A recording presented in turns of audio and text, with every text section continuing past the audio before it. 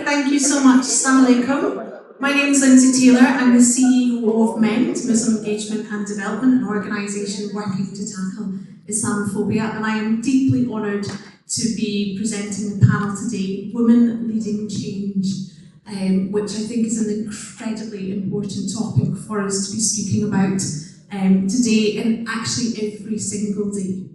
Now, we don't have a lot of time, unfortunately, because we could talk about this all day, I'm sure. But so what I'm going to do is we are going to start with a couple of our individuals here. We're going to talk about the Muslim Women's Network that MuslimCharitiesForum has set up. We're going to do some findings from the survey, and then we're going to bring the rest of our panelists up. We're going to have some short discussions, and then we're going to have our panel discussion. So our first speaker is Moazzam Malik, who is the chair of Muslim Charity Forum, and I know you all heard his introduction previously, so I'm not going to do a big introduction apart from to say that his qualifications are above and beyond what we would all like to imagine, and as the chair of Save the Children, I think is very well placed to be part of this discussion today. Thank you. Assalamu alaikum everyone. I'm very excited to be here. My role is just to say a few words really to set the scene for Saffa. So 21 months ago when we had the first Muslim Charities convention, we had a panel of women leaders in the charity sector in one of the sessions in the big room over there actually, where they talked about their experiences in the sector. And that planted the germ of an idea, because whilst there was enormous success represented in that panel, it was also the case that there was enormous challenge. 3 or 4 months later, MCF published the first kind of a journal, a forum, a journal setting out and celebrating the successes of women in the Muslim charity sector. And we had a fantastic launch of that. Just near Parliament, with some parliamentarians involved and others, women in the sector and many other folk involved, some journalists and so on. And that then kind of led to a conversation in MCF with the trustees around how do we support the journey of women in our sector. Whilst there are some great success stories, particularly for domestic-facing work, UK-facing work, which is often led by women in our community, it was also the case that women across the sector are held back in governance positions, in their personal development and so on. And someone's going to speak to some of that. And so we resolved that actually this was wrong both because women are a critical part of the charities workforce. In Save the Children, 80% of our staff are women. So you can't go anywhere without harnessing the talent of those women. But even more importantly, women of course are a critical change agent in society. So if we are working in the UK, if we're working abroad, whatever we're trying to do, if women are not enabled, empowered, and participate, there's no change. So I'm really excited that today we will be launching the Muslim Charity Women Network at 2:30. To set this session is really to set the scene for that. So Saffa, I think, is going to present some findings from the survey work that we've been doing, and then I'm going to have Sofia next to me, and I think they will be doing quite a lot of talking as a panel. But here's Saffa. Jazakallah khair. So yeah, as Brother Moazzam kindly said, I'm going to talk about the survey that came out as a result of, like Moazzam said, the work that we've been doing, and as a board we recognised that there was a gap here, a really important gap that needed to be plugged.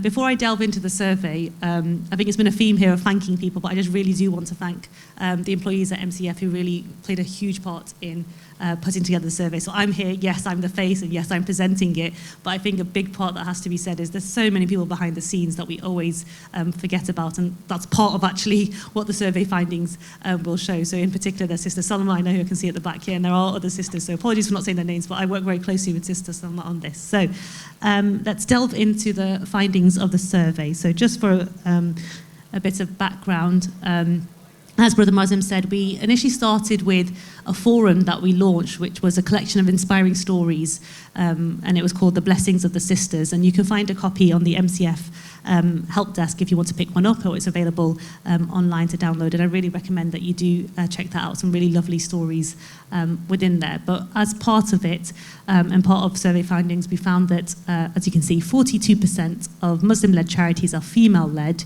And this was as part of the research of the report MCF Bridges of Hope. So in terms of the actual research that we did, we decided to launch a survey for Muslim women working within the Muslim charity sector, asking them a range of questions, and I'll go through some of them now, but important things for you to think about is not just the survey, but we had one-to-one sessions just so we could get a little bit more information from individuals, because, you know, just ticking a box on a survey doesn't always give everything away. You know, you rank things 1 to 5, not always the full picture. Sometimes you feel like ranking 3, but you just want to give a bit of context. So just setting the scene there, that we really tried our best to not just do it from a numbers scale, but really speak to people, hear their voices, hear their stories. So going into the actual overview, we've got some really positive things that came out of it. You know, many Muslim women within the sector feel really confident about practicing their faith, alhamdulillah, which is really good to know for the Muslim charity sector. Would be slightly concerning if we hadn't found that, but good starting point. Women really value solidarity, and I've even heard here, actually, alhamdulillah, when I've been in the kind of networking sessions, a lot of people saying that they feel the solidarity. You know, just seeing women that look like them is just empowering. And yet many women feel their place within the sector because they align with the values of the sector. So really lovely positive things coming out. Moving on to the negatives, male-dominated workspaces, it was a common theme. You know, we said sometimes that faith and cultural aspects can lead into inequalities, sometimes a lack of female leadership and lack of mentoring and career progression. But we're not here to necessarily focus on the negative. It's, yes, we know the negatives, but what can we actually now do to, inshallah, overturn them? So in terms of, just so you get an idea of the participants that took part in the survey, we had 67 women, and you can see a real range of, in terms of roles. So we've got volunteers, trustees, CEOs, senior management. So a real good range of the sector, we hope, was represented. In terms of a question being posed about what has been your experience as a woman working in the Muslim charity sector, just to explain the numbers here, it's not 99% negative. That's what I first thought, to be honest, when I saw this. It's been explained to me. I'll explain it to you as well. It was that this was a question asked where you could put a comment. It was a comments box. And what we found was that for every positive comment about being a Muslim woman working within the sector, there were 2 negative comments. So, you know, unfortunate, but that's what that represents. I don't want anyone going away and telling people that 99% of women in the Muslim charity sector feel negatively. No. But still a reality, though, that unfortunately there is a disproportionate number of negative comments coming through. So in terms of delving into actual experiences within the sector, what was really positive was in terms of feeling value within the sector. A lot of people said, as an employee or as a volunteer, I feel really valued. Alhamdulillah, that was a real, so in terms of strongly agree, you can see the larger, kind of darker orange in there.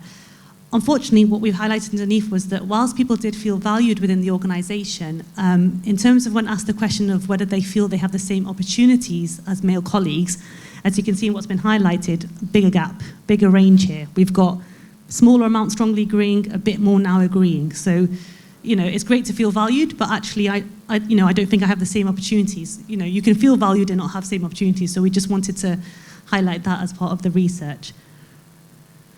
In terms of influence within the sector, so it was really important, like I said, as well as highlighting things, we said, okay, great, how do we overturn them? How do you as a Muslim woman feel that this actually can be turned? How can we make it positive? Who has influence in the sector? Who are our stakeholders?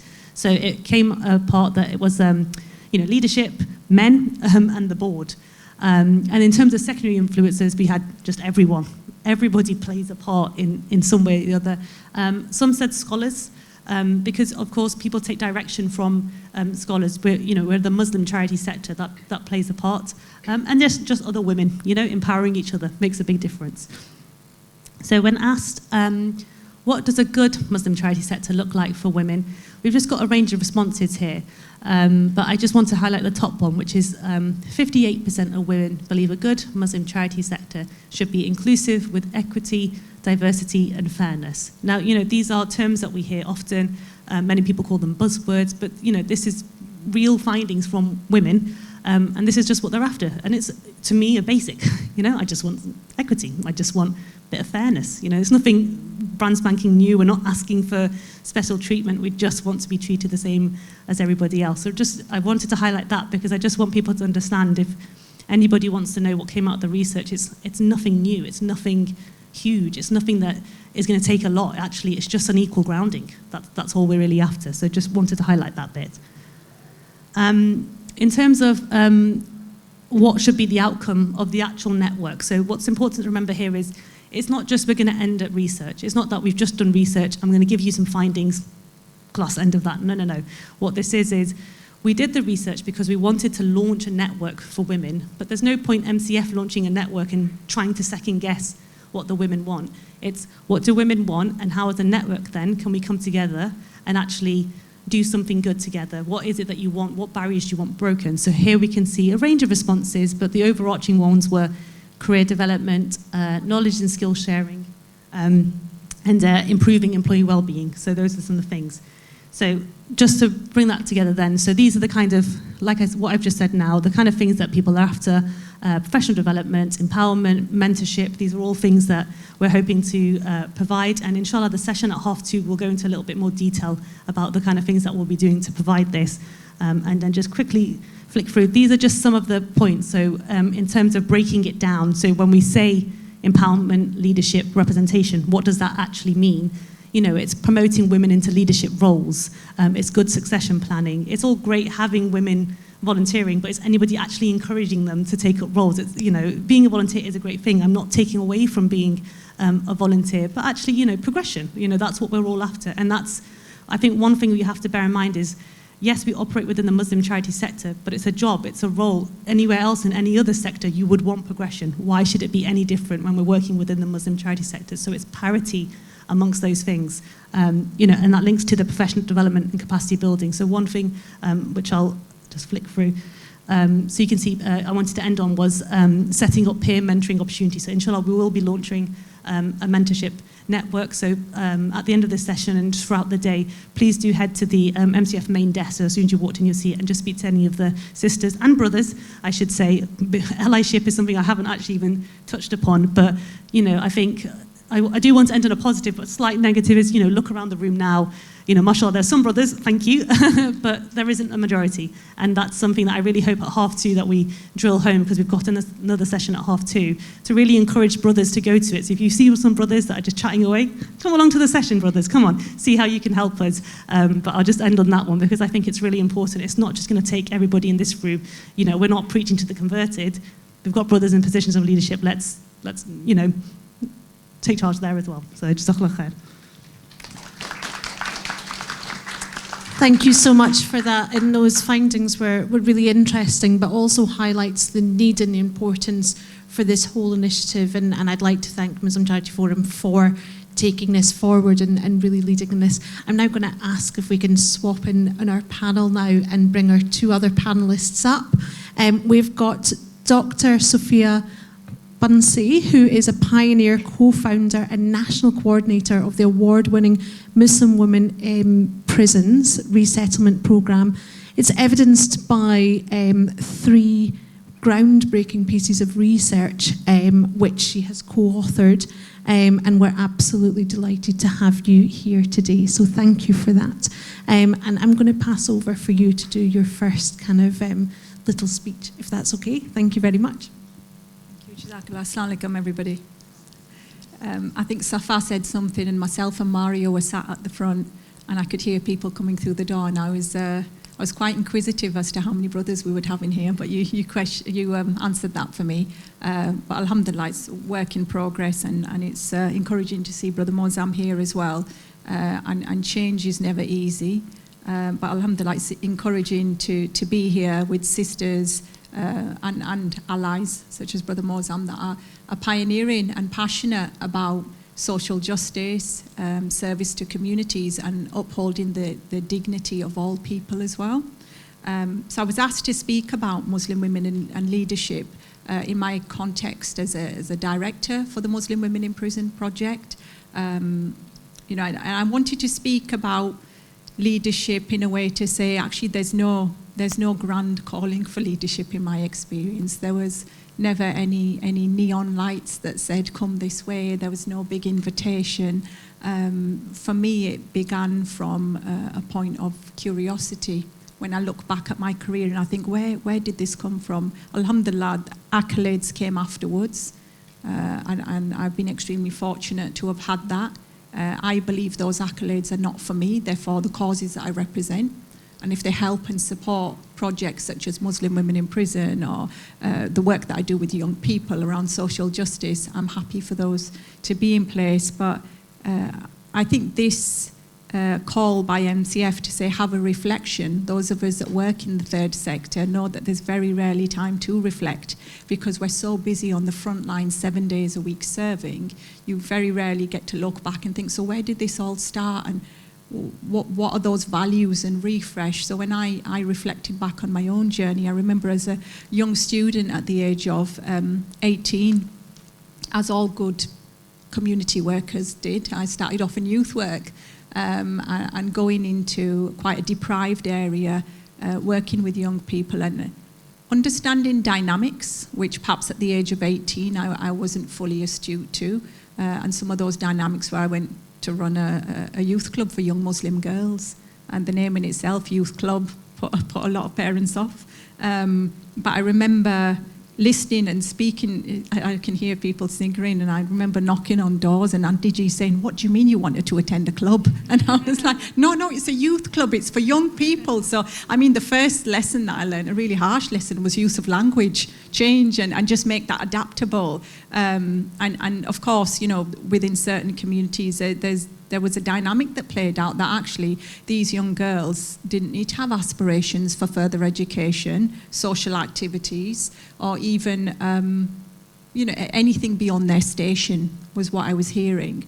And I found that quite troubling because I thought I have the privilege of going to university myself. I'm a university student and, I'm hopefully, inshallah, going to make an impact and explore the world. But you're saying that these young girls, perhaps at the age of 16 or 17, will then be wed and they'll move on and no longer your responsibility. So working within that scenario to really affect change in attitudes and say, there's more, and you may have anxieties and trepidations as parents, but we can do more and show more. And one of the other lessons that I learned in that space as well about being an imposter and coming in from outside. And I always say the best DBS check that is carried out by the Muslim community. So I think there was questions asked about, but who are you and what qualifies you to work with our daughter, and who are your parents and who are your grandparents? And it really went on and on to the lineage, and I thought, do men get asked this as well, or is this just me? So there was a real sort of what qualifies you question. And interestingly, at the same time as leading this Muslim Women's Youth Club, I was asked to support the Muslim men as well, so the young brothers, who unfortunately, the period of time that I was after the 2001 riots in Bradford. Young Muslim men feel really disillusioned, disaffected, not knowing who they were and what their identity was. But then I began to hear some noise coming through that door of, well, Muslim women shouldn't be working and you should be sat at home. And those really interesting conversations around, but who says? Who says? And I think I learned a lot about cultural malpractice. I think I was introduced to the patriarchy there. So I had an interesting time working within communities, but spent many years and understood that to change attitudes and to change preset norms, it would take time, it would take building, and I'd have to be very resilient to do that. And alhamdulillah, by the time we'd finished working, that was something that was very powerful. It led me to then direct the Muslim Women in Prison project, the second biggest challenge that I think I've had to face, an issue that is full of it was full of trepidation at the time. I had to confront my own values and what I stood for, regardless of risk, to say, let's go into the criminal justice system and be the first researcher in the country to look at how and why Muslim women enter the CJS. And a lot of those backgrounds were difficult: domestic violence, coercion, grooming. But alhamdulillah, I stood by those values and have allyship, male allyship, I must say. My co-writer on my reports was was a man. So I think I'd just like to say, because I hear we're closing, we've got a minute. I think what some of the lessons that I've learned and heard from my own mentors, one of my male mentors once said to me, Sophia, we're not responsible for other people's insecurities. We're here to serve, and regardless of what that looks like, we will serve. So stick to your values and do what is right in the eyes of Allah Ta'ala in our community, and you push ahead. So if anybody sat here has had a seed planted, if you have an idea, if you think nobody else will buy in, just follow through, listen to your mind, listen to your gut, follow through. It's good to be a disruptor at times. You end up in good places. So please follow your heart and don't take no for an answer.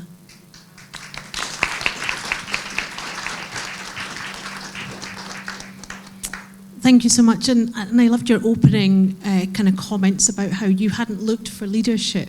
But often what we find is the best leaders are the people who didn't look for it. It's the people who, others push towards that because they are the people who are truly humble and really look for what's needed. So alhamdulillah, thank you so much for that. Our next speaker is Maaria Mahmood, who was the previous CEO of the Muslim Youth Helpline, where she organised and led through a critical period of growth, impact and change. She developed their volunteer programme and strengthened its operational, strategic and foundations during that time. So I'd like to thank you so much for being here with us today, and if I can ask you for your opening words as well. Thank you. Assalamu alaikum, everyone. It's lovely to be here today. Our speaker, Sophia, spoke about having the privilege to sit back and reflect on your journey. And I've just left the organisation 3 weeks ago, so I've been doing a lot of reflection in the past 3 weeks. Two things come to mind about my journey as a CEO. Number one, I didn't look for it. It definitely was something that I was in the right place at the right time. And when I look at who pushed me to go into this role, they were definitely people who valued good leaders, not specifically a type of leader, but just good leaders for the job. And when a calling happens, and in different points of an organization, they need particular leaders, and they valued that. And so when they looked at the organization and where it was, I joined in COVID. It was, what does this organization need? And they looked for leaders in that specific area. So that was one thing. The other thing is, when I joined the organization, I was told by many people that I was too soft for the CEO role, that I needed to toughen up, that I would be a great manager, but as a CEO, maybe not, and I would need to really change the way, what kind of traits that I brought into leading the organization. And I couldn't do that. Of course, every organization requires a change, an approach. So I looked at the situation and I thought, well, what do I need to bring to this organization? And I changed. But in terms of my approach to bringing empathy, I didn't. And I used a lot of typically feminine traits, like empathy. And I was told, you're too feminine for this. And I continued. And what I realized was, these aren't feminine or masculine traits, but these are traits that are divine. And to bring gentleness into leadership, you need to look at the situation and you need to then respect what it requires and bring that to the organization. So at times that gentleness very much worked, but it was about evaluating what was needed for your organization, for the people that you support, for your beneficiaries. And so I really wish that people would just flip the script and not look for a particular type of CEO that's just going to be right for all types of organizations, but look for leaders for a given situation, and what does that require for them to fulfill that need of their organization. So really and truly, if we are going to look at, if we look at everyone in this room, we're always leading something. We're leaders of our own lives. We are leading at home on big platforms, and that's really, really important. So we need these great skills. And the idea is that we've been given this code to lead an optimal life. And we have to think big, and that's really, really important. And to think big, we need to flip the script, and we need to together be inclusive in how we approach organizations, leadership, and look at just leaders, and that's really, really important. And then when we look at inclusivity, it's not about it being a nice thing and a bit of a tick box exercise. There is data to suggest that inclusivity boosts engagement, it boosts innovation, and we want to build great, everlasting organizations for the betterment of society. So we need to be at the forefront of how we look at leadership, how we look at building strong organizations, and we can only do that if we are inclusive. And it's not about this is designated person for this role, but it's a whole community effort. And we have to change the way we are. And so I go back to the people that pushed me into this role, and they weren't people that had an image of a CEO. They were people that had an image of social impact and what that required. And I thank those people, because there were moments when I thought, I can't do this. I need to change, and I'm not the obvious person in the room to be picked. But in that given time, I was the obvious person, and I did that job for 5 years, and I look back and I'm forever grateful that that was part of my journey, and God had written that for me. And I hope that I can see that in the next generation as well. And I mean, we talk about the findings today, and people are asking for change, and organizations and situations like this bring about that change, and it's so great to see so many people in this room who want to be bearers of that, and that's really, really important. Thank you.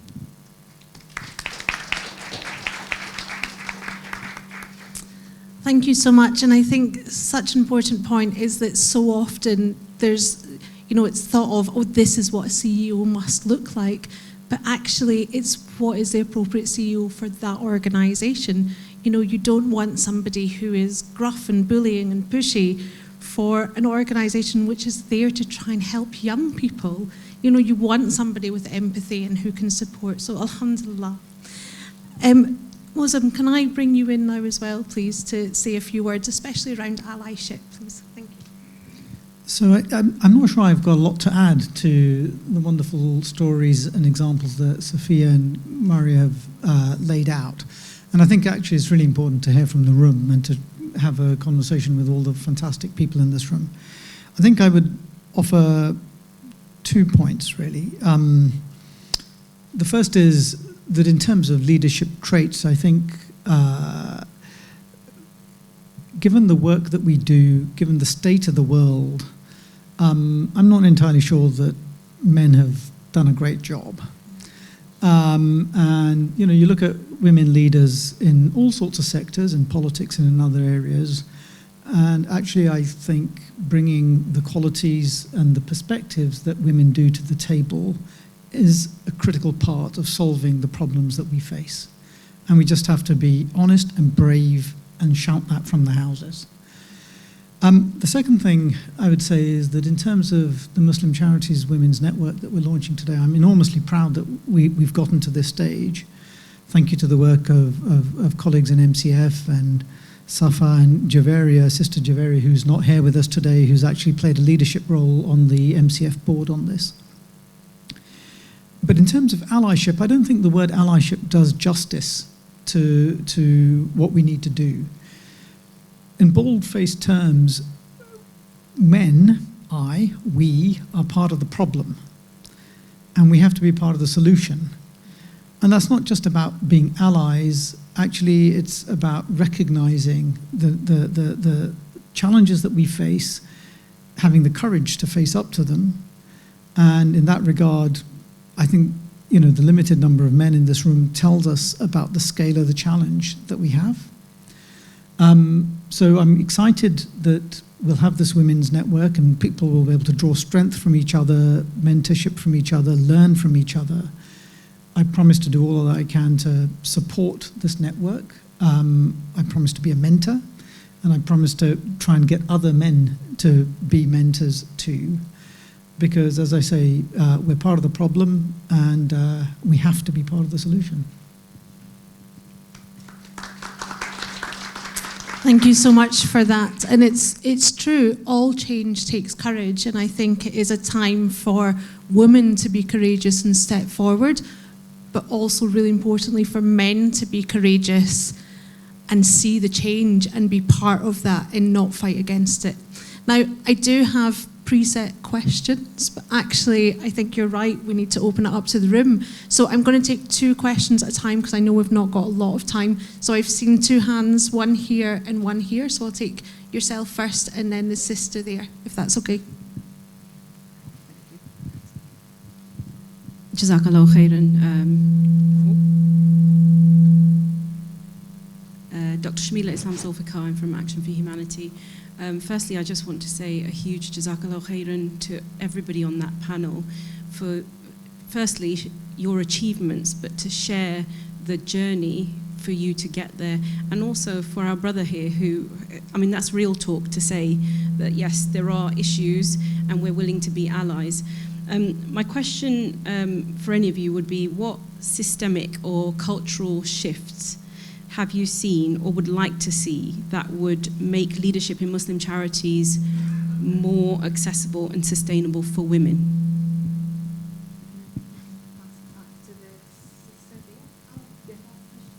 Yes, I'll take 2 questions and then we'll... Assalamu alaikum, my name is Maisie. I'm the founder and CEO of Grace and Poise. We're the first Muslim ballet school making ballet accessible to the Muslim community. I have a very practical question. We're a very small company, growing. We're a new not-for-profit, having originally established as a limited company. In our sort of governmental structures and the foundations we're building, I can see one very significant issue in the fact that the majority of our employees are women. Now, we have a great opportunity to platform women, progress women, and provided that they're inspired like these incredible women at your table today are, to be able to take those steps, and there is the support needed.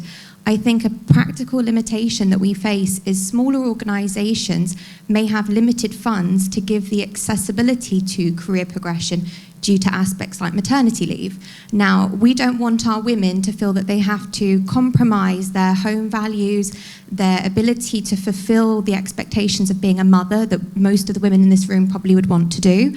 But other governmental systems around the world may be more accommodating of equipping women in the workplace to coming back to work, having better pay schemes.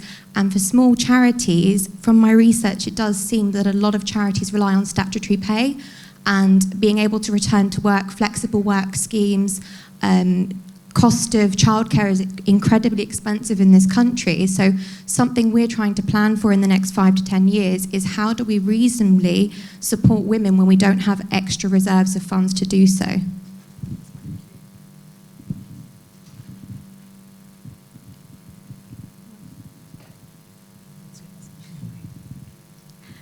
I'll take the first question about practical ways to support, right? Systemic, yeah.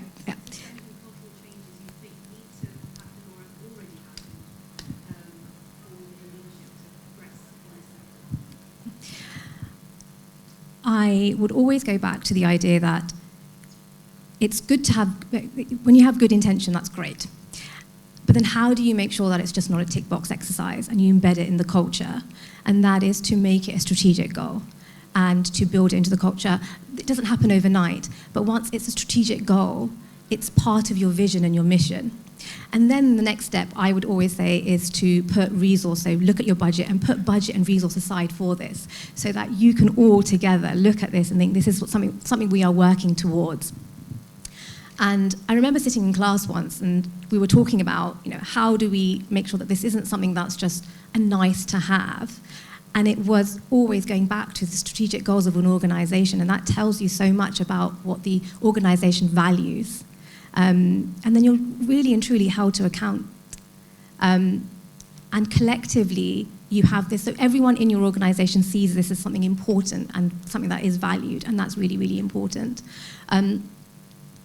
Whenever we wanted change at MYH, we would think about it clearly, but also see how it aligned back to the strategic goals. So even if you think you've created this 5-year plan and you can't really rejig it, right? It's always going back to the strategic goal and making sure that there is something in there that gives you flexibility as well, and that's really important because things change. We're not constant in our vision, and so if we want to remain relevant, that's also really important as well. So work with your board, have these key discussions throughout the year and reevaluate those strategic goals as well, and that's really, really important.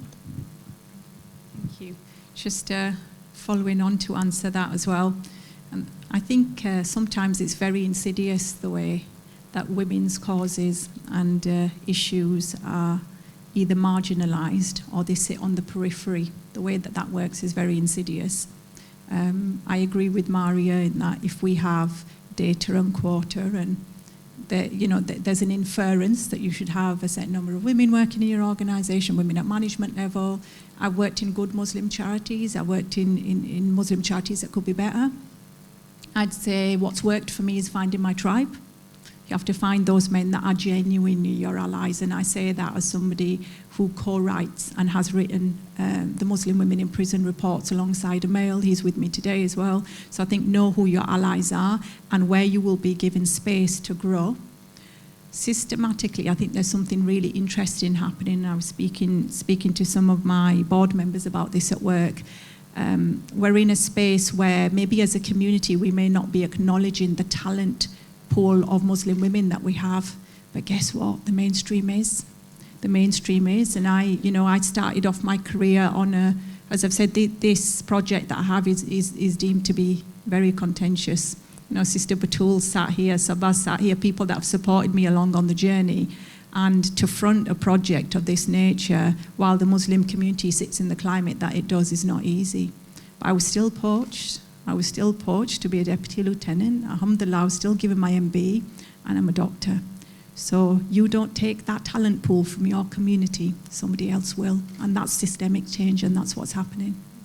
So keep on rising, sisters, keep on rising, keep on pushing and shining, because somebody will want that talent. And I think that will also hold some of those within our own community to account, to say if we don't take it, somebody else will own it. And I think that's extremely interesting to watch, and it's played out for me personally as well. So that'd be my advice on that.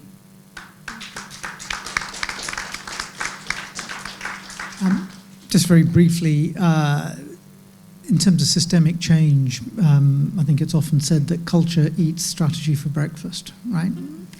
But culture isn't what you say, it's what you do. And we create culture all the time by how we carry ourselves and how we engage with others, and the incentives and the rules that we put in place to govern how we come together to do whatever we're trying to do. So in terms of agents for change, it's seeing women in the workplace. It's seeing women in leadership positions who can role model and inspire others. There are many in this room. And it's about men also, because I do believe that men have to play their part, standing with people like Sofia and Maaria and giving space and collaborating.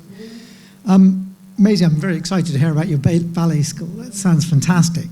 I think I don't have an answer for the particular pressures facing small organizations, but one of the things that I have learned is just how important it is to offer flexibility in the workplace so that women of faith and no faith, but with responsibilities for caring, whether it's for children or elders, because they often are on the front lines of carrying those responsibilities, can give of their best. And also what I've seen in my working life is that women do not shirk, right? You give flexibilities, it doesn't mean that they go off and hide. Actually, they will do their work and they'll do it well. And as leaders, we need to trust that. So flexibility, building flexibility into how we work is really important.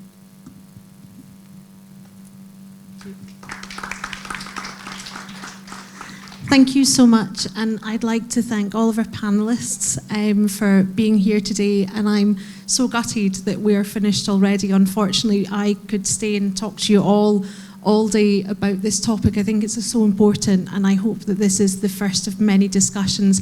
I'm feeling so inspired, and I hope you are all too. So thank you, and as you heard, lunch. Thank you. Assalamu alaikum.